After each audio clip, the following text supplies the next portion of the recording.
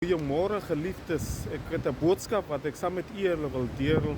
Markus 3 vers 31 en dit lees: Daar is hoop vir diegene wat glo. So vanmôre word die woord van die Here vir ons weer eens kom leer.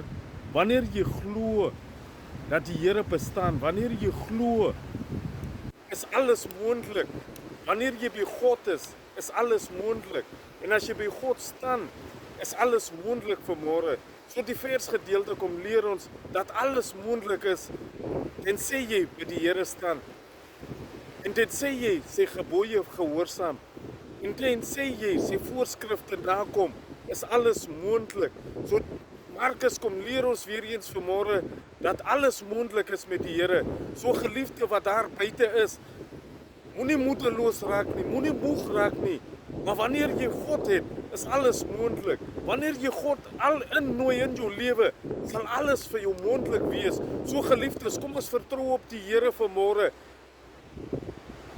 Want wie op die Here vertrou vanmôre, sy lewe sal gehanteer word deur God vanmôre.